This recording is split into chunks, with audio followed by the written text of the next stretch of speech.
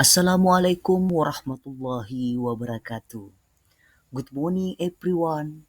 How are you today? Are you fine? Alhamdulillah if you say fine today. This morning I will introduce the material is procedure text. But before I explain about the material procedure text, I hope you all students focus to the material and no activity in this classroom. Are you deal? Alhamdulillah. Okay, let's to see material procedure text. Definisi teks prosedur. Prosedur text, a type of text that provides instruction or direction on how to perform a specific task. Sedangkan dalam bahasa Indonesia, teks prosedur dapat diartikan sebagai jenis teks yang menginformasikan tentang bagaimana cara melakukan, membuat sesuatu, menyelesaikan sesuatu pekerjaan atau kegiatan secara bertahap. Jadi itu pengertian daripada teks prosedur.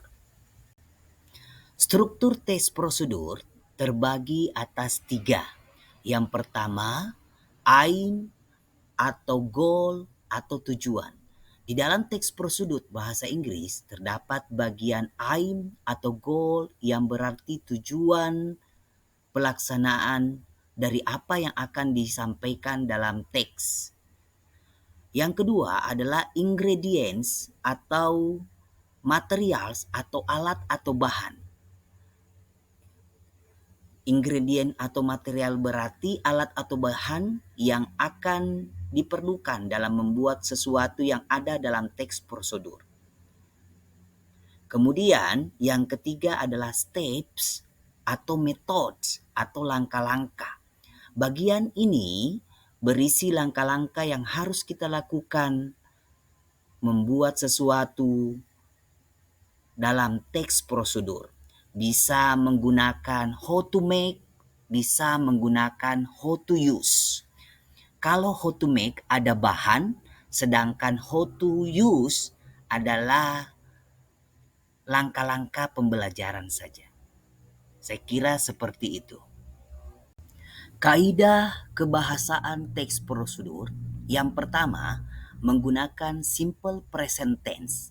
Yang kedua menggunakan imperative sentence atau kalimat perintah. Yang ketiga menggunakan connectives atau kata penghubung. Dan yang terakhir adalah menggunakan adverb of manner atau kata keterangan cara. Seperti itu kaidah penggunaan kebahasaan dalam teks prosedur. Ciri-ciri teks prosedur. Teks prosedur memiliki ciri-ciri sebagai berikut. Yang pertama, memiliki tujuan teks sebagai judul. Yang kedua, secara umum langkah-langkahnya atau metode berbentuk poin atau diberi nomor untuk menunjukkan instruksi yang berurutan. Yang ketiga, instruksi disusun secara sistematis dan detail. Selain perintah, terkadang ada langkah dan syarat sebagai tambahan instruksi. Yang keempat, informasi yang disajikan bersifat objektif. Itulah tadi ciri-ciri teks prosedur. Anak-anakku sekalian, itulah tadi materi tentang teks prosedur.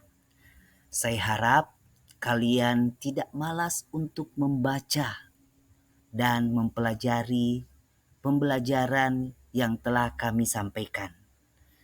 Semoga materi ini berguna bagi kalian semua dan selalu dipelajari di rumah.